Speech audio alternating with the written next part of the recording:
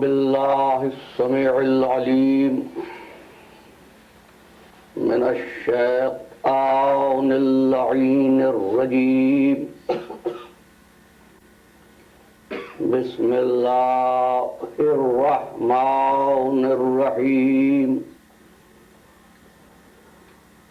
الحمد لله العلي عن شبه المخلوقين الغالب لمقات الواصفين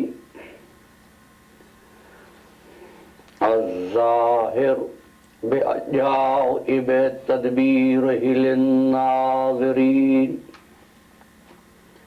الباطن بجلال عزته عن فكر المتوهمين العالم بلا اكتساب ولا ازدياد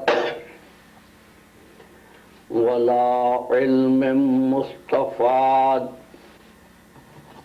المقدر لجميع الأمور بلا ربية ولا ضمير الذي لا تغشاه الظلم ولا يستضيء بالأنوار لا يرهقه ليل ولا يجري عليه نهار ليس إدراكه بالأبصار ولا علمه بالأخبار والصلاة والسلام على نبيه الأمي أرسله بالضياء وقدمه في الاصطفاء ورتق به المفاتح وصاور به المغالب زلل به الصعوبة وسهل به الهزون حتى سرها الظلال عن يمين وشمال نور الأول مخلوق الأفضل أبي القاسم محمد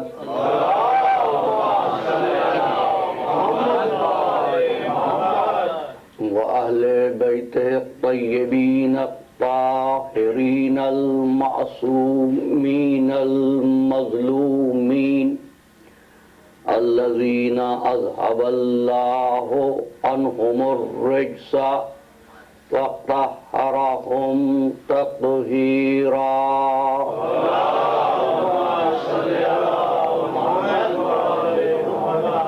أما بعد فقد قال الله تبارك وتعالى في محكم كتابه المبين وهو أصدق الصادقين. بسم الله الرحمن الرحيم. وله من في السماوات والأرض ومن عنده لا يستكبرون عن عبادته ولا يستحسرون يسبحون الليل والنهار لا يفترون. صلوات.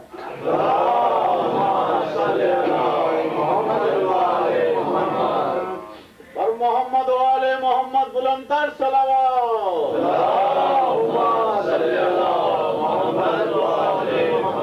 نعرہ حیدری. قبل اس کے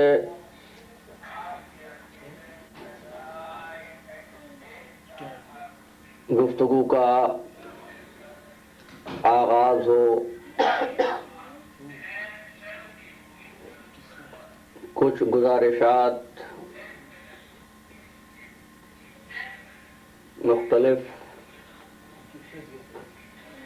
احباب کی جانب سے اس حوالے سے آپ تک پہنچانے کے لیے کی گئی ان مومنین کے لیے اور مومنات کے لیے جو اس وقت قلیل ہیں، مریض ہیں، بیمار ہیں۔ افروز مسلم کے والد محترم بھی انتہائی صاحب فراش ہیں اور بیمار ہیں۔ ایک مومنہ جو اس وقت انتہائی ہنگامی اور کریٹیکل سچویشن میں ہے، انٹینسو کیئر میں ہے، سید حمید الحسن رضوی، اور ایک اور گزارش بھی ایک اور مومن کے لیے کہ جو دل کے عارضے سے گزرے، آپ حضرات بتصدق محمد و آل محمد، بتوسل شہدائے کربلا دعا کیجئے کہ پروردگار عالم ان مومنین و مومنات کو صحت کاملہ عطا فرمائے، تاکہ ہمیشہ کی طرح یہ بھی ایام عزا میں فرش عزا پر جناب فاطمہ زہرا کو ان کے لال کا پرسہ دے سکے، اور وہ دعائیں قبول ہوتی ہیں جو دعائیں اس وقت کی جائیں جب آنکھوں سے آنسو رواں ہوتے ہیں۔ آنسو تمہارے بہت بلند ہیں، اس لیے کہ یہ آنسو رومال سیدہ میں جگہ پاتے ہیں۔ تو دوران سماعت میں بھی اور دوران مصائب میں گزارش کروں گا، دعا کیجئے کہ پروردگار عالم تمام مومنین و مومنات کو جو بیمار ہیں صحت کاملہ شفا عاجلہ عطا فرمائے۔ صلوات۔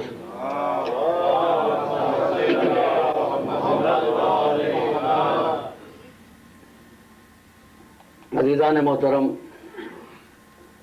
عبدیت اور عبادت کے عنوان پر آج چوتھی صحبت سے مخاطبت کا شرف حاصل کیا جا رہا ہے۔ الحمدللہ ہم ذوق عبدیت بھی رکھتے ہیں اور شوق عبادت بھی، لیکن ہماری عبادت کی غرض کیا ہے؟ ہماری عبادت کا مقصد کیا ہے؟ یہی فکر ہے جس کو میں گزشتہ روز آپ کی خدمت عالی میں پیش کر رہا تھا۔ نماز کیوں پڑھتے ہیں؟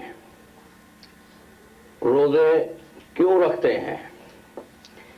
حج بیت اللہ کیوں بجا لاتے ہیں؟ زکوٰۃ و خمس و جہاد کے فریضوں کا خیال کیوں رکھا جاتا ہے؟ الحمدللہ میرے سامعین عبادت گزار ہیں، اس لیے پوچھ رہا ہوں کہ عبادت کی غرض کیا ہے، عبادت کا مقصد کیا ہے؟ تو عزیزان محترم، تم جب نماز پڑھتے ہو تو تمہاری نیت یہی ہوتی ہے، لبوں پر یہی الفاظ ہوتے ہیں، پروردگار میں تیری نماز پڑھ رہا ہوں، اور پھر کہتے ہو قربتاً الی اللہ۔ روزہ کیوں رکھتے ہو؟ قربتاً الی اللہ۔ حج بیت اللہ کیوں؟ قربتاً الی اللہ۔ یعنی ہر مسلمان کی خواہش یہ ہے کہ وہ اپنی عبادت کے ذریعے پروردگار عالم کی قربت حاصل کرے۔ قربت کیسے حاصل ہوتی ہے عزیزان محترم؟ قربت حاصل ہوتی ہے فاصلوں کو مٹا کر۔ اگر میں یہ چاہوں تو میں اپنے اس بھائی سے قریب ہو جاؤں جو اس حال میں سب کے آخر میں بیٹھے ہیں، تو دو ہی شکلیں ہیں، یا تو وہ میرے پاس آ جائیں یا میں ان کے پاس چلا جاؤں۔ قربت نام ہے فاصلے کے ختم ہونے کا۔ آپ چاہتے ہیں اللہ کی قربت، تو مجھ کو یہ بتا دو اللہ کہاں ہے، مجھ کو یہ سمجھاؤ کہ اللہ کہاں ہے۔ جب کہتے ہو نماز پڑھتے ہوئے کہ ہم اللہ کے قریب ہونا چاہتے ہیں، تو معلوم تو کس جگہ سے قریب ہونا چاہتے ہو۔ اس لیے کہ میرے مولا فرماتے ہیں قربتیں دو ہی قسم کی ہوتی ہیں، ایک قربت مکانی اور ایک قرب زمانی. قرب مکانی کا مطلب یہ کہ ہم اس جگہ سے قریب ہو جائیں جہاں اللہ ہے. سبحان اللہ سبحان اللہ قرب زمانی کا مطلب اس زمانے سے قریب ہو جائیں جہاں اللہ ہے. سبحان اللہ تو عزیزو وہ کون سا زمانہ ہے جو خدا سے خالی ہے واہ اور وہ کون سی جگہ ہے جو اللہ سے خالی ہے؟ سبحان اللہ تو پھر اللہ سے قریب کیسے ہوں؟ ایک بات اور کہوں، قرآن مجید ہم کو بتاتا ہے نحنو اقرب الیہ من حبل الورید، ہم تمہاری رگ سے بھی زیادہ قریب ہیں. اچھا بتاؤ، جب میں آپ سے قریب ہوں تو کیا آپ مجھ سے دور ہو سکتے ہیں؟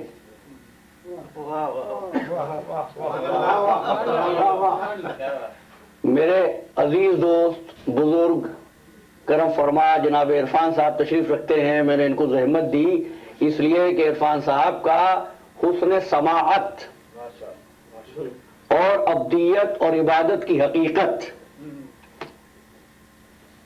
تو میں نے ان سے درخواست کی کہ آگے تشریف لے آئیں. یہ قریب ہوئے تو اس وقت کیفیت کیا ہے کہ عرفان صاحب مجھ سے قریب ہیں، میں عرفان صاحب سے قریب ہوں. اللہ فرما رہا ہے نحنو اقرب الیہ من حبل الورید، ہم تم سے شہرت سے زیادہ قریب ہیں. جب اللہ اتنا قریب ہو گیا تم اب کون سی قربت تلاش کر رہے ہو؟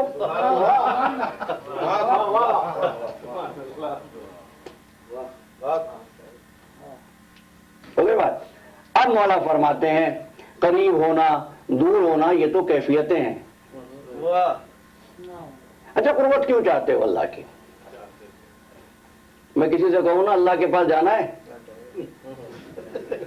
اللہ سے پوچھ لو جا کر وہ کیا چاہتا ہے، کوئی جانے کو تیار نہیں ہوگا. کیوں؟ اس لیے کہ جانا اللہ کے پاس ہے، راستہ زمین کے اندر سے جاتا ہے. عظیم یاسین صاحب اس جملے کی جو وضاحت کر سکتے ہیں ہے نا عزیزان محترم؟ تو یہ ہوتا ہے نا اللہ کے پاس جانے کو کوئی تیار نہیں، اللہ کی محبت کا دعویٰ کوئی چھوڑنے کو تیار نہیں. اللہ کے محب سب بھئی اللہ کے قریب کیوں نہیں جاتے؟ نہیں پروردگار، ہم پروردگار پر جان دے دیں گے. حالانکہ حقیقت یہ ہے جان دی ہوئی اسی کی تھی. حق تو یہ ہے کہ حق ادا نہ ہوا. تو اللہ کے پاس کیوں جانا چاہتے ہو؟ اللہ سے قربت کیوں چاہتے ہو؟ تو دوسرا جواب جو مجھ کو ملا، ہم اللہ سے قربت اس لیے چاہتے ہیں کہ ہمارا پروردگار ہم سے راضی ہو جائے. لیکن یہی گفتگو تھی. اور عزیزان گرامی میں نے 13 برس کے بعد یہ جرأت کی کہ امام بارگاہ حجت میں اس عنوان پر آپ سے گفتگو کروں کہ اس عنوان پر میں کہیں اور گفتگو نہیں کر سکتا. کہ مجھے آپ کی سماعت پر اعتبار ہے. تو عزیزان محترم قریب کیوں ہوتے ہو؟ اللہ راضی ہو جائے. میں آپ کے چہرے پڑھ سکتا ہوں. کیوں؟ اس لیے کہ چہرہ شخصیت کا انڈیکس ہوتا ہے. تو کل چہرے دیکھ کر ہی یہ بات کہہ رہا ہوں میں عزیزان محترم کہ میں اس لیے کہ چہرہ انڈیکس ہے، چہرہ کیفیتیں بتاتا ہے. ٹھیک ہے نا؟ کوئی انسان آپ سے راضی ہے کیسے پتا چلے گا؟ اس کے چہرے سے. فلاں انسان خوش ہے کیسے پتا چلے گا؟ چہرے سے. کوئی انسان تکلیف میں ہے کیسے معلوم ہوگا؟ چہرے سے. کوئی انسان پرسکون ہے کیسے معلوم ہوگا؟ عزیزان گرامی چہرے سے. یعنی چہرہ انسان کی زندگی کی کیفیتیں بتاتا ہے. تم چاہتے ہو اللہ راضی ہو جائے، اللہ کا کوئی چہرہ ہے؟ تو اگر یہ جاننا چاہتے ہو اگر مقصد حیات یہ ہے کہ تمہارا پروردگار تم سے راضی ہو جائے تو کسی ایسے چہرے کو تلاش کر لو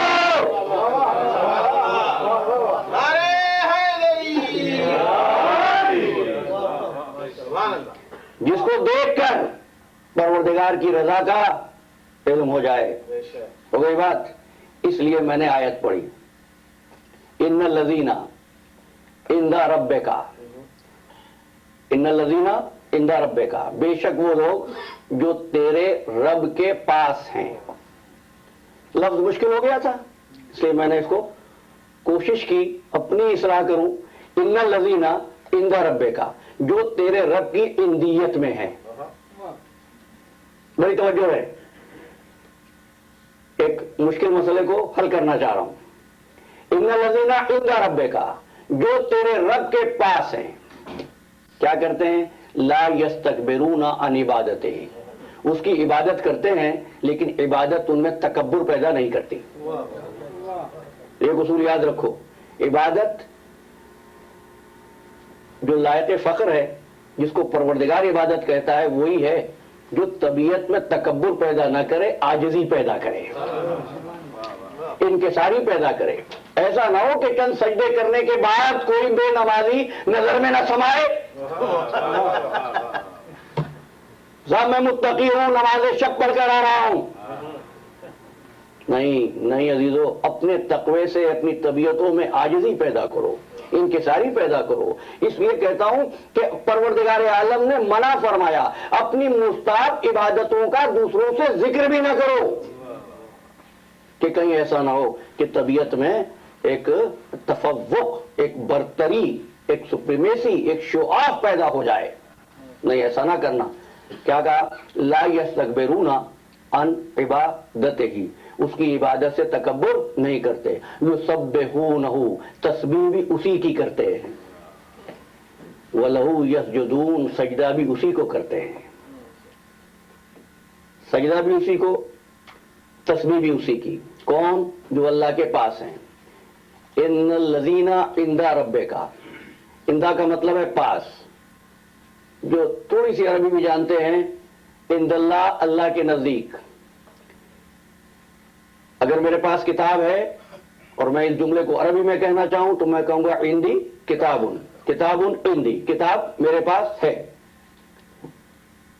پاس کا دوسرا لفظ بھی ہے قریب، ایک اور لفظ بھی ہے جس سے یہی معنی ہے نزدیک. ٹھیک ہے نا؟ تو قرآن مجید میں قریب ہونے کے لیے 4 لفظ استعمال ہوئے ہیں. بڑی توجہ رہے، چوتھی گفتگو. قرآن مجید میں قریب ہونے کے لیے 4 لفظ استعمال ہوئے ہیں. پہلا لفظ قرب ہے. قرب، ڈاکٹر صاحب مجھ سے قریب، عرفان صاحب مجھ سے قریب، مانی صاحب مجھ سے قریب، یہ قریب ہیں. قربت اس فاصلے کو کہتے ہیں جس کو ناپا جا سکے. دیکھو ڈیفینیشن دے رہا ہوں، صلوات پڑھ لیجیے.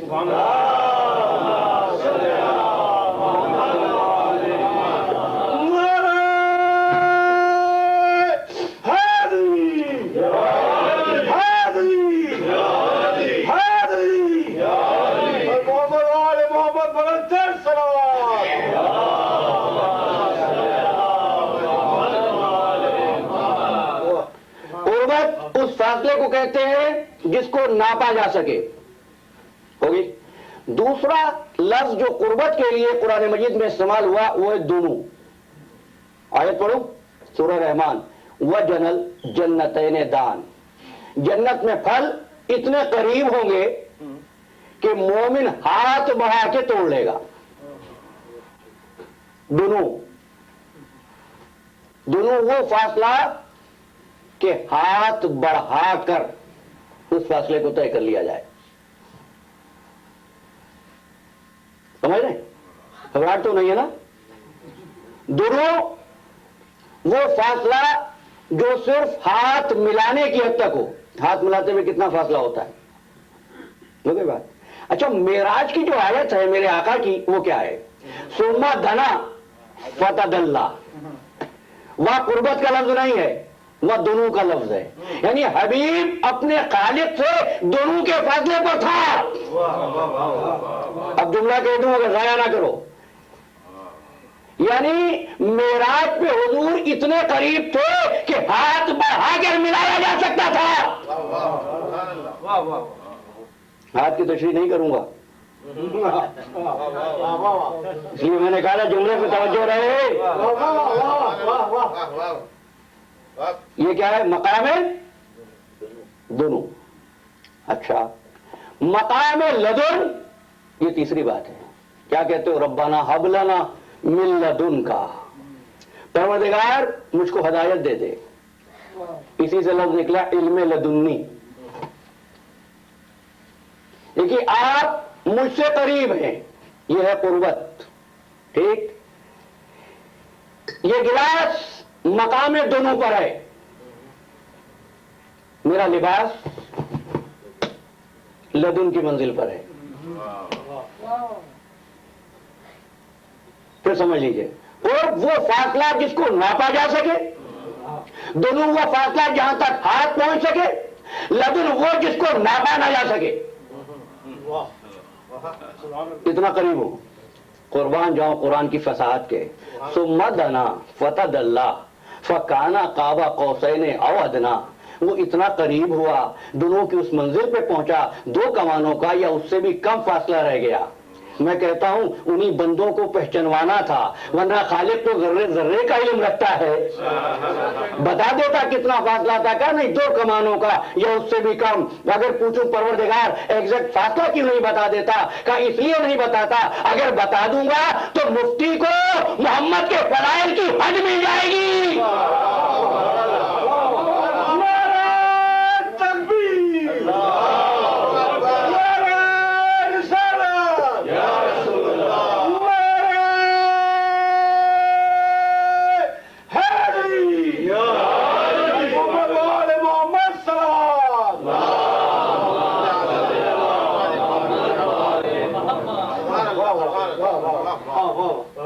فاصلے آپ تک پہنچے، چوتھی بات تو رہ گئی نا؟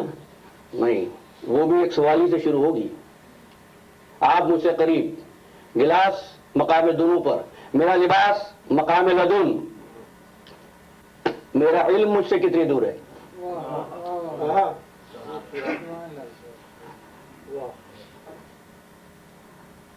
اچھا، میں تمہارے سامنے ہوں، مجھ سے علم کو الگ کر دو،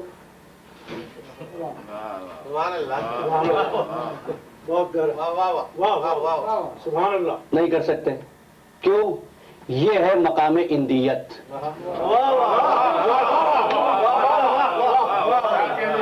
یہ ہے مقام اندیت۔ کیا مطلب؟ عزیزان محترم، لباس نہیں اتر سکتا ہے جو اندیت پہ ہو۔ تو اگر مجھ کو لوگے تو میرا علم ساتھ، میرے علم کو لوگے تو میں ساتھ، اور بندے وہ عبادت کر رہے ہیں جو اللہ کی اندیت میں ہے۔ رب کو لوگے تو بندے، بندوں کو لوگے تو پروردگار۔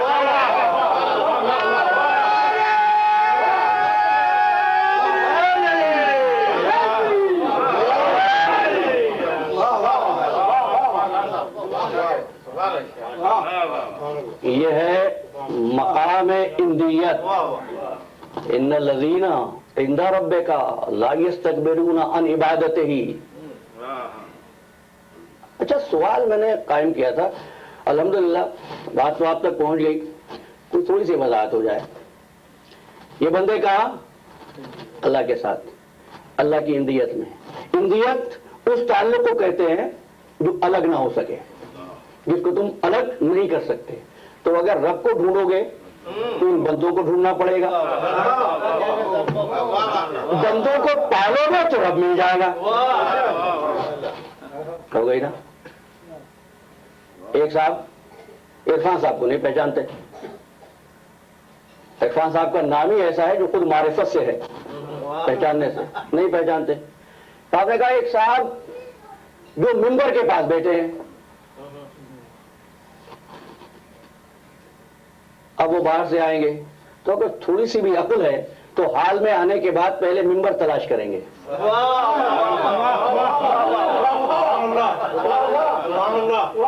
دیکھ اللہ کہاں جس کے پاس وہ بندے کہاں جس کے پاس اللہ کو ڈھونڈنا ہے تو بندوں کو ڈھونڈو. بے شک. تو پروردگار کہاں. اب آ گیا ایک آدمی, اب بات کو واضح کر دوں, میری عادت نہیں ہے واقعات بیان کرنا. آ گیا, مولا اللہ کس سمت میں ہے؟ دیکھو یہ کہا گیا کہ مغرب کی طرف یا مشرق کی طرف, قرآن مجید میں آیا تھا قل للہ المشرق والمغرب, مشرق بھی اس کا مغرب بھی اس کا. لیکن حقیقت یہ ہے کہ پروردگار کسی ایک سمت میں نہیں ہے نا, وہ تو ہر جگہ ہے. تو بعض لوگ, بعض احباب وہ دیکھتے ہیں نماز میں ہم لوگ اس طرف کر لیتے ہیں, شاید پروردگار اسی طرف ہے. یہ مجبوری ہے مخلوق کی, خالق کی نہیں. مجبوری کیا ہے؟ میں نے علم سینٹر میں کہا تھا مجبوری یہ ہے کہ تم جہتوں کے قیدی ہو, وہ سمتوں کا قیدی نہیں ہے. سمتوں کے قیدی ہو, میں تمہاری طرف رخ کر کے بیٹھوں تو تم سے بات کروں, تم میری طرف رخ کر کے بات سنو تب سن سکتے ہو, ٹھیک ہے نا. پروردگار وہ جو کسی سمت میں نہیں ہے, مخلوق کی مجبوری کی وجہ سے اس نے ایک گھر کو اپنا گھر کہا, ورنہ وہ تو ہر طرف ہے. تو وہ کہتا ہے مولا یہ بتائیے کہ پروردگار کہاں ہے, پروردگار کہاں ہے؟ حکم دیا چراغ جلاؤ, خادم نے چراغ جلا دیا. چراغ کی لو اب سامنے ہے. فرمایا یہ دیکھ اور بتا اس لو کا رخ کس طرف ہے؟ کہ مولا اس لو کا رخ کس طرف ہے کیسے بتاؤں, یہ تو ہر طرف ہے. کہ ایک ناچیز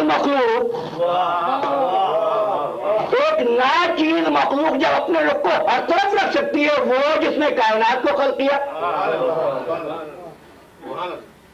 اصل میں یہ بات مشکل اس لیے ہو جاتی ہے عزیزو کہ آپ شریعت کو فقہ کی چار دیواری میں دیکھنے کے عادی ہیں, اور یہ تو منیمم درجہ ہے ہدایت کا, یہ منیمم درجہ ہے. بس ایک جملہ کہہ دوں بات آگے بڑھ. اگر کوئی کافر بیمار ہو, پوچھو علماء کرام سے, اس کی عیادت کرنی چاہیے. اب کیسے سمجھاؤں اس بات کو, میں رکتا ہوں بھولتا نہیں ہوں, کہتا اس لیے ہوں کہ الفاظ تلاش کرتا ہوں کس طرح یہ بات پہنچے. اچھا تم کو معلوم ہے کافر کی عیادت نہ ہو, کافرہ کی عیادت نہ ہو, وہ جو اسلام لایا تھا وہ کافرہ کی عیادت کرنے اس کے گھر پہنچ گیا تھا. کیا ہے یہ منزل؟ بلند منزل ہے. اب آئیں گے گفتگو کے اس مرحلے تک تو نہیں, اور میں تو ڈاکٹر اقبال کا یہ شعر یاد کرتا ہوں اس وقت اسی موقع کے لیے کہ وہ رمز شوق کہ پوشیدہ لا الہ میں ہے, طریق شیخ فقیہانہ ہو تو کیا کہیے. بس ایک جملہ سمجھ لو پھر میں آگے بڑھتا ہوں. دیکھو اسلام محبت کا دین ہے, اسلام نفرت کا دین نہیں ہے. اسلام سلامتی کا دین ہے, اسلام سنو آشتی کا دین ہے. اسلام محبت سے پھیلتا ہے, نفرت سے نہیں پھیلتا. یہ جو نجاست و طہارت کے احکامات ہیں نا, ان کو بھی سمجھ لو کہیں ابیوز نہ ہو میرے الفاظ. تو دیکھو یہ جو احکامات ہیں نجاست طہارت کے, یہ بربنائے نفرت نہیں ہیں, بربنائے احتیاط ہیں. کیا مطلب اس بات کا؟ ڈاکٹر صاحب تشریف رکھتے ہیں کہ مریض کی وہ کیفیت ہوتی ہے, اس کے برتن الگ, اس کے کپڑے الگ, عزیز بھی نہیں جا رہے تو کیا عزیز اس سے نفرت کرتے ہیں؟ وہ اس کے برتن سے دور ہیں, اس کے لیے دعائیں صحت بھی کر رہے ہیں. کیا مطلب ہے؟ اس لیے احتیاط کرتے ہیں کہیں یہ بیماری اس کو نہ لگ جائے. اسلام یہ چاہتا ہے کہ ایسا نہ ہو عبدیت اور عبادت کا راستہ کہ سوشل لائف کے نام پر گم نہ ہو جائے. یہی وہ بات تھی کہ جہاں سے تخلیق کائنات کا آغاز ہوا. دیکھو بات بہت جلدی سے کروں گا اور کچھ طبیعت ساتھ نہیں دے رہی ہے کہ جس وقت اس کائنات میں کچھ بھی نہ تھا، اس وقت کی بات جب وقت بھی نہ تھا، سناٹا تھا، نہ زمین، نہ آسمان، نہ آفتاب، نہ مہتاب، نہ ستاروں کی چمک، نہ پھولوں کی مہک، نہ سبزے کی لہک، نہ غنچوں کی چٹک، نہ عاشق کا نالے صبح، نہ زائد کی آواز یا الہی، نہ زندگی کی ہوامی، نہ موت کی گہما گہمی، نہ ہنسی کے قہقہے، نہ رونے کے غلغلے، نہ جگمگاتی ہوئی بستیاں، نہ تپتے ہوئے بن. سناٹا تھا، خاموشی تھی ہر طرف. ایسی خاموشی جس کو وہی بہتر جانتا ہے جس کی ذات بے مثال اور جس کا ملک لازوال ہے. اب اس نے یہ ارادہ کیا. کیا ارادہ کیا؟ حدیث قدسی ہے، کنت کنزا مخفیا، میں ایک چھپا ہوا خزانہ تھا. کنت کنزا مخفیا، میں چھپا ہوا خزانہ تھا. فخلقت الخلق کئی عرف، میں نے چاہا کہ پہچانا جاؤں. میں نے چاہا پہچانا جاؤں. دیکھو یہ پروردگار عالم کی کچھ صفات ایسی ہے جو اس نے بندوں کو دی ہیں. مثلا وہ سمیع ہے. اب میں اپنی بات کیوں کہوں گی؟ قرآن کہتا ہے نہ خلقنا الانسان من نطفۃ امشاج نبتلیہ فجعلناہ سمیعا بصیرا. ہم نے انسان کو ملے جلے نطفے سے بنایا اور ہم نے اس کو سمیع و بصیر بنایا.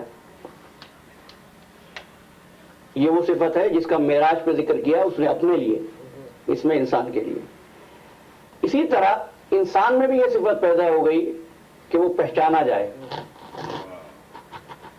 اس پہچانے جانے کے لیے سیاست کا کوئی دایاں بازو ہے، کوئی بایاں بازو ہے، پلیٹ فارم بدلے جا رہے ہیں، نئے نئے پروگرام بن رہے ہیں، نئی نئی کانفرنسز ہو رہی ہیں. یہ کیوں ہے؟ پہچانے جانے کے لیے. ہاں آپ کہیں گے صاحب تو یہ غلط. بھائی غلط صحیح کی بات نہیں ہے. بات سمپل سی اتنی ہے کہ انسان کو اپنی اوقات یاد رہے. بڑی سادہ سی بات ہے، انسان کو اپنی اوقات یاد رہے. اور جو میں نے کل کی تقریر میں علم سینٹر میں کہا تھا وہ شاید پہ دوہرا رہا ہوں. مولا فرماتے ہیں کس چیز پہ اکڑ ہے، کس چیز پہ غرور ہے، کس چیز پہ ناز ہے. تیرا ماضی گندا پانی تھا، تیرا ماضی گندا پانی تھا. تیرا حال تو نجاستیں لیے پھر رہا ہے. تیرا مستقبل تو کیڑوں کی خوراک بن جائے گا. ٹھیک ہے، بہرحال ہم واپس آتے ہیں. فخلقت الخلق کئی عرف، میں چاہتا تھا، میں نے چاہا کہ پہچانا جاؤں. تو اب کیا کیا؟ کائنات کو خلق کیا میرے ساتھ رہنا. اور میں نے یہ اس لیے چاہا کہ کچھ بنیادی باتیں ہو جائیں، پھر بات کو آگے بڑھائیں گے. فخلقت الخلق کئی عرف، میں نے چاہا پہچانا جاؤں. لیکن اب سوال یہ تھا کہ جب قلم قدرت چلے تو پردہ عدم پر کون سا نقش ابھرے؟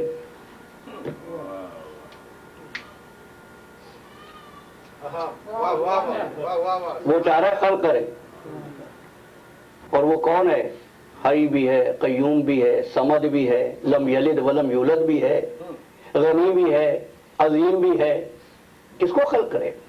تو عزیزو چونکہ غرض خلقت یہ ہے کہ وہ پہچانا جائے، لہذا تقاضا انصاف یہی ہے کہ اس کو خلق کرے.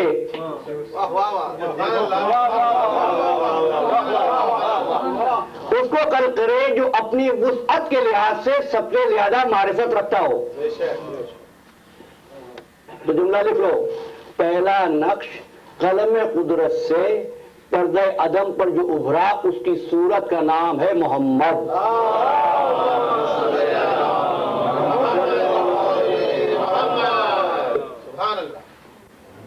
حضور کی خلقت ہوئی. اب حضور فرماتے ہیں آقا دو جہاں، اول ما خلق اللہ نوری، اللہ نے سب سے پہلے میرے نور کو خلق کیا. ٹھیک. اب آ گیا پوچھنے والا ایک آدمی امام محمد باقر علیہ السلام کے پاس.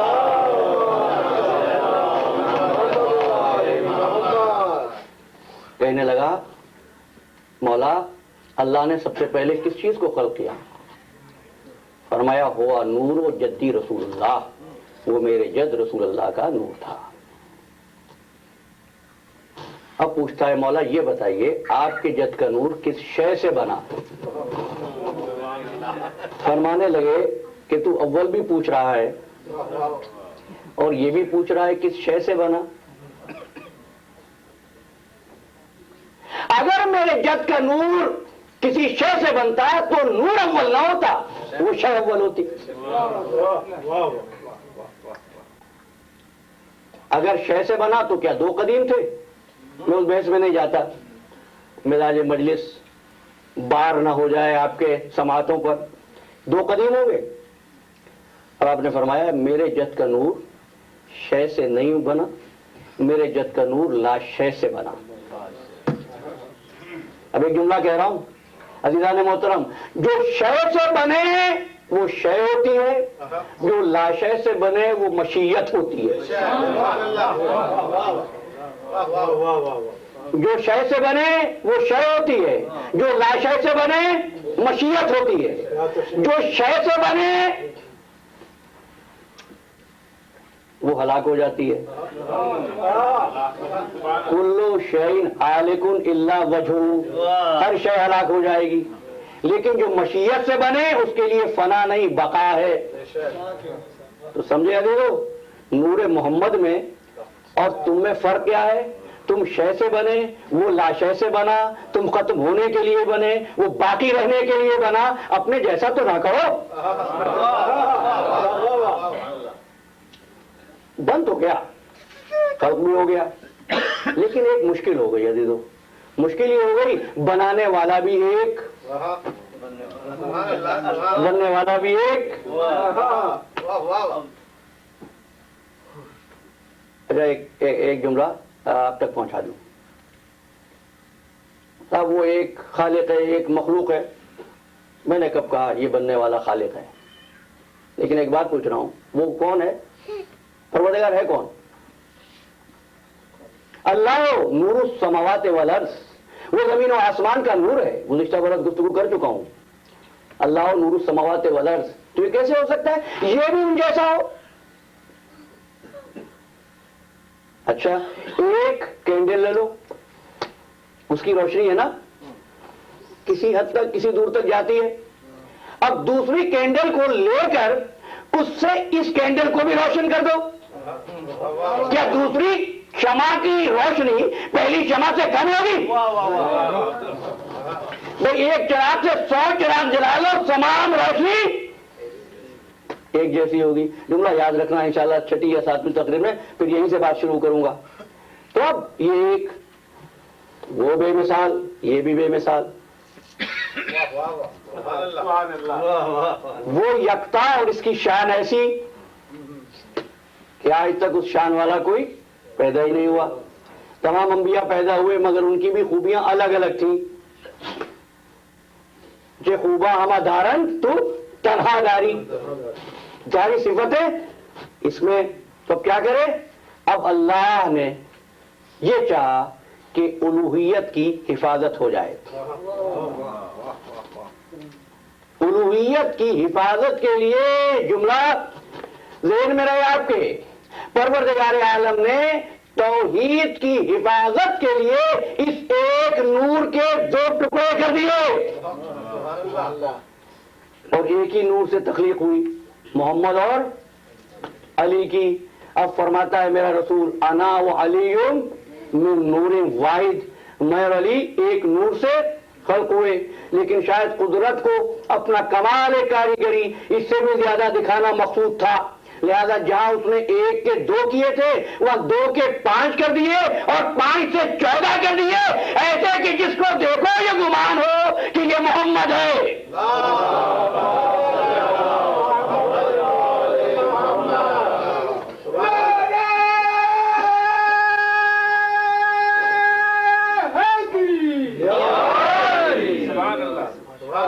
جس کو دیکھو یہ گمان ہو کہ محمد ہے. اب آقا فرما رہے اولنا محمد و اوسطنا محمد و آخرنا محمد و کلنا محمد.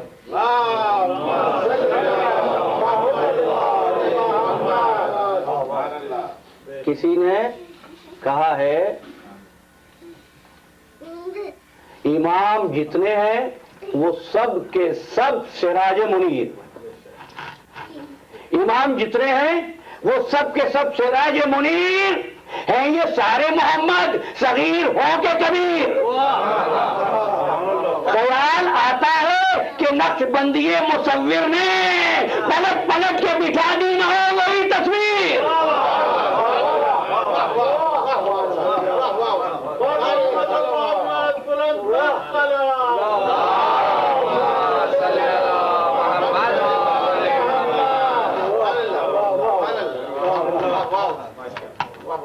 اچھا پھر واپس آئیے. خلق کیوں کیا؟ کیوں خلق کیا؟ پہچانا جائے. یہ خلق ہو گئے. خاموشی کا تار ٹوٹا, تسبیح و تحلیل کی آوازیں آنے لگی. پروردگار تو یہی چاہتا تھا پہچانا جائے, انہوں نے تجھ کو پہچان لیا. اب باقی کائنات کی ضرورت کیا ہے؟ آواز قدرت آئی کہ ان کو خلق کیا اس لیے کہ مجھے پہچانے. یہ بننے والے ایسے ہیں کہ اب چاہتا ہوں کچھ ایسے بھی ہوں جو ان کو پہچانے. کا خلقت کا آغاز ہوا. سب سے پہلی خلقت جبریل کی ہوئی, فرشتوں کی ہوئی. جبریل خلق ہوئے. پیدا ہوتے ہی رب العزت کی آواز سنی, من انا و من انتا. میں کون ہوں اور تو کون ہے؟ یہ سوال سنا مبہوت ہو کے رہ گئے.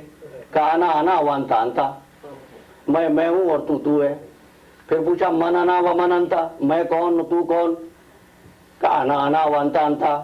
کہ ایسے میں مولائے متقیان امام علی ابن ابی طالب تشریف لائے. فرمایا کہہ دے انتا رب الجلیل اسمک الجلیل, انا عبدک الذلیل انا جبریل. کہہ دے تو رب جلیل ہے, تیرا نام بھی جلیل ہے. میں تیرا عبد ذلیل ہوں, میرا نام جبریل ہے. جبریل نے جواب کو دہرایا اور ملک مقرب بن گیا. اسی دن سے میرے مولا کو استاد جبریل کہتے ہیں.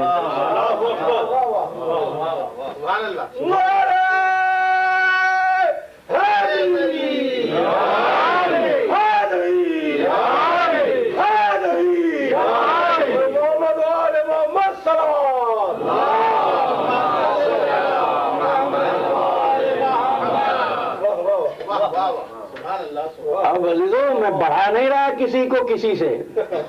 بڑھایا اس وقت جاتا ہے جب پتا ہو کہ یہ کتنا بڑا ہے. جس کی حد ہی نہ ملے وہ بڑھاؤں کیسے؟ بس بات صرف اتنی سی ہے کہ میں جبریل کو نبی کا استاد نہیں مانتا, نبی کے غلام کا شاگرد مانتا ہوں. فرشتے خلق ہو گئے. لیکن مسئلہ یہ ہے کہ فرشتے وہ ہیں جن سے گناہ ہوتا ہی نہیں. اس کے اشارے پر چلتے ہیں. کہا یہ مخلوق تو ہے لیکن اگرچہ پاک ہے, تینت میں راہ بھی اس کی ترس رہی ہے مگر لذت گناہ کے لیے. ترس رہی ہے مگر لذت گناہ کے لیے. حریف نقطہ توحید ہو سکا نہ حکیم, نگاہ چاہیے اسرار لا الہ کے لیے. تو اب ارادہ کیا کہ ایسی مخلوق پیدا ہو جس کے پاس قوت قدسیہ بھی ہو, قوت شہوانیہ بھی ہو, گناہ کرنے والی طاقت بھی ہو, گناہ سے روکنے والی قوت بھی ہو, آزاد ہو, جس کو جوہر عقل دے کر کہہ دیا گیا ہو تمہیں عقل دے دی, تم کو راستے بتا دیے, انا ہدیناہ السبیل اما شاکرا و اما کفورا, چاہے اچھے بن جاؤ چاہے نافرمان بن جاؤ. اب تخلیق ہوئی حضرت آدم علیہ السلام کی. اب تفصیلات میں نہیں جاؤں گا, وقت تقریباً ختم ہو چکا ہے. حضرت آدم علیہ السلام کی تخلیق ہوئی اور آدم نے سجدے سے سر اٹھایا, دیکھا کہ عرش الہی 14 چراغوں سے جگمگا رہا ہے. یہ آج کی گفتگو میں تو نہیں, عرش کیا ہے؟ دیکھو عرش یہ مت سمجھنا کوئی تخت ہے کہ وہاں اللہ بیٹھا ہوا ہے, اللہ کے وزن سے وہ تخت چرچرا رہا ہے. عرش کیا ہوتا ہے بہرحال ابھی نہیں. تو آدم پوچھتے ہیں بارے الہ یہ کون ہے؟ کہ آدم یہ وہ ہیں, اگر نہ ہوتے تو تم کو بھی خلق نہ کیا جاتا. بارے الہ اچھا. اب سوال کرتے گئے, وہ جو تعارف ہے میں اس کو چھوڑ رہا ہوں تفصیلات کو. تو کہا آدم ایک بات یاد رکھنا, ان جیسا علم و یقین حاصل کرنے کی خواہش نہ کرنا. آدم کو منع کیا ہے ان جیسا بننے کی کوشش نہ کرنا. تم ہو, یہ ہیں. دیکھو آدم, ان جیسا علم و یقین حاصل کرنے کی خواہش نہ کرنا. تمہارے شرف کے لیے کافی ہے کہ ہم ان کو تمہاری نسل سے ظاہر کریں گے. ہم ان کو تمہاری نسل سے ظاہر کریں گے. اب جو حضرات قرآن مجید پڑھتے ہیں وہ جانتے ہیں قرآن مجید میں ایک شجرہ کا ذکر ہے. مشکل یہ ہے کہ جب اس کو پڑھتے ہیں سب شجر بنا دیتے ہیں. قدرت تو شجرے کی بات کر رہی تھی. کہا گیا اس کے قریب نہ جانا. آدم کو ساری نعمتیں تو ملی تھی, اس ایک نعمت سے روکا کیوں تھا؟ کیا اس کے نعمت میں, اس کے خزانے میں کوئی کمی ہو جاتی؟ اب لکھا وہ گندم کا درخت تھا, وہ کھجور کا درخت تھا, وہ گیہوں کا درخت تھا. اور یاد رکھنا گندم کا, جتنی میری معلومات ہیں, گندم کا درخت نہیں ہوا کرتا, پودا ہوتا ہے. منع کیا درخت کے پاس جانے سے, ٹھیک ہے, منع کیا درخت کے پاس نہ جانا. اب اس کی تشریحات و تفصیلات تو بہت سی ہیں, یہ لوگ جو کیا کرتے ہیں, اور تصویروں میں بھی لکھا ہے کہ صاحب اس کا درخت تھا اور اس کا درخت تھا, اور اس طرح شیطان نے بہکا دیا. خود ہی کہتے ہیں کہ شیطان بہکا نہیں سکتا. میری تیسری تقریر میں نے کیا کہا تھا, پروردگار عالم نے تو فرما دیا تھا لیسا لکا علیہم سلطان, تجھ کو میرے بندوں پر تصرف ہی نہیں ہوگا. آدم اللہ کا نبی ہے. تو کیا چیز عزیزان محترم, اب تفسیر اہل بیت اگر پڑھو گے تو معلوم ہوگا وہ شجر, وہ درخت جس سے روکا گیا وہ علم اہل بیت تھا. آدم کو پہلے ہی منع کر دیا تھا ان جیسا علم و یقین حاصل کرنے کی خواہش نہ کرنا. تمہارے لیے یہی شرف کافی, ان انوار کو تمہاری نسل سے ظاہر کریں گے. اب وہ ظاہر میں گندم کا درخت دکھایا. اب اس کی کیا تفصیل ہے انشاءاللہ عرض کروں گا, اور اگر یہاں نہیں تو علم سینٹر میں وہاں آپ سے عرض کروں گا کہ وہ کیا ظاہر میں آپ کو یہ واقعہ مختلف کیوں معلوم ہوتا ہے. لیکن ایک بات یاد رکھنا, اگر گندم کا درخت بھی تھا تو فارسی کا محاورہ ہے اگر پدر نتالانت پیسر تمام کنت. بھائی آدم پر یہی تو الزام لگا رہے ہو نا کہ گندم کھا لی, تو فخر آدم نے زندگی بھر گندم کی روٹی نہیں کھائی. آدم کا فخر, آدم کی لاج رکھنے والے کون ہیں؟ وہی گھرانہ ہے, وہی گھرانہ ہے جن کے انوار کو دنیا میں آنے کے بعد آدم نے پہلی بار دیکھا تھا. اور دشمنی کس کو تھی؟ اچھا کس کی دشمنی, کس نے سازش کی تھی؟ اتنی سی شیطان نے. کیا ہوا تھا مفسرین لکھ رہے ہیں. میں یہ واقعہ اور بلکہ آج کی تمام تر گفتگو میرے ارادے میں نہیں تھی, لیکن میں نے اس لیے کی کہ کچھ بنیادی باتیں آپ تک پہنچے کل کی گفتگو کے بعد. تو وہ کہتے ہیں کہ آدم کو بہکا دیا. کیسے بہکایا؟ کہ آدم کو تو نہیں بہکا سکا, حوا کو بہکا دیا. ایک بات ثابت ہو گئی نا, جب شیطان پیغمبر کو گمراہ نہ کر سکے, جب شیطان پیغمبر کو گمراہ نہ کر سکے تو پیغمبر کی زوجہ کو گمراہ کرتا ہے. لیکن لیکن لیکن لیکن یہ پیغام لے کے جانا, اور مفاتیح الجناح کھولو کتابیں, حضرت حوا پر درود و سلام ہے, ہمارے ائمہ طاہرین نے بھیجا ہے. یہ الزام مت لگایا کرو اما حوا پہ, یہ الزام مت لگایا حضرت آدم علیہ السلام پر, وہ معصوم تھے, وہ معصوم تھے. لیکن اب جو تم کہتے ہو کہ شیطان آیا, شیطان نے بہکایا, جنت میں مور کے پنجے میں بیٹھ کر چلا گیا, وہاں پروردگار جو ذرے ذرے کا علم رکھے, جس کو نکال دیا وہ پھر آ گیا, تجھ کو پتہ ہی نہ چلا. کاکم بادان استغفر اللہ. میں کہاں تک کھول کھول کے بیان کروں عزیزان محترم. تو اب واقعات کہ وہ آیا, قسمیں کھائی, ورغلا لیا, بہکا لیا. کس کے پاس؟ آدم کے پاس یا حوا کے پاس, جیسا بھی کہتے ہیں. اس کے بعد صرف جنت سے نکلوانے پر اکتفا نہیں کیا, پھر آیا قابیل کے پاس, پھر آیا قابیل کے پاس, اور قابیل سے حابیل کو قتل کروا دیا. یہ نا واقعہ, غلط کرو تو روک دینا. قابیل نے حابیل کو قتل کر دیا. دشمنی کس سے ہے؟ شیطان کی دشمنی ہے آدم سے. آ رہا ہے پیغمبر کے پاس, تمہاری تاریخ بتا رہی ہے کہ دشمنی کے بعد بھی پیغمبر کے پاس بیٹھتا تھا. نہ بیٹھتا تو قسمیں کیسے کھاتا, نہ بیٹھتا تو ورغلاتا کیسے, لیکن آدم کو قتل نہیں کرایا. بھائی آدم کا دوست بنا رہا, قابیل سے حابیل کو قتل کروا دیا. تو اب تو شیطان کی عادت کو پہچان لو, پیغمبر سے محبت کا دعویٰ کرتا ہے, اولاد کو قتل کرواتا ہے.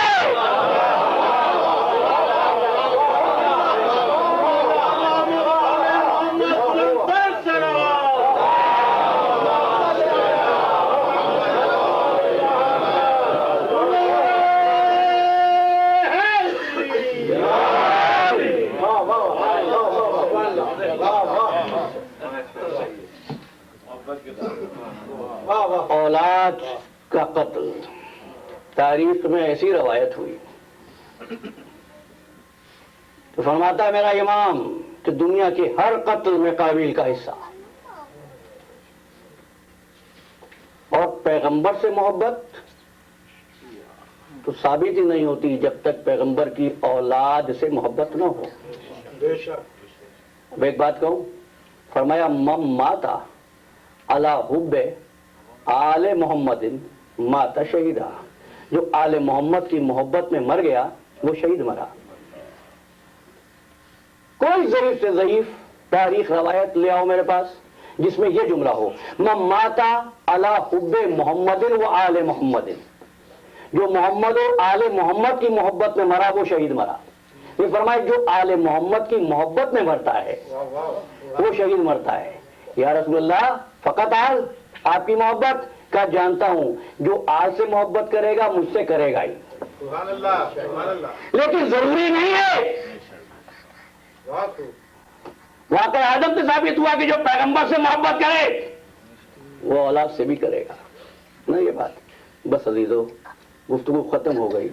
پیغمبر کا کفن بھی میلا نہیں ہوا تھا کہ حسین پر مدینے کی زمین تنگ ہو گئی. حسین بھرا ہوا گھر لے کر گھر سے روانہ ہوئے. ذی الحجہ کی 8 تاریخ تھی, جس وقت امت حج بیت اللہ کی تیاری کر رہی تھی. راکب دوش رسول حج کو عمرے سے بدل کر مکے سے روانہ ہو رہا تھا. ایک منزل پہ پہنچ کے شہادت کی خبر ملی مسلم بن عقیل کی. خبر بھی ایسی تھی کہ حسین نے نماز ظہر پڑھنے کے بعد یہ کہا وعلیک السلام. بہن نے پوچھا بھیا کس کے سلام کا جواب دیا؟ مرتبہ انگلیوں کا اشارہ کیا، زینب ذرا میری انگلیوں میں دیکھو، مسلم کو چھت پہ گرایا جا رہا ہے اردو میں۔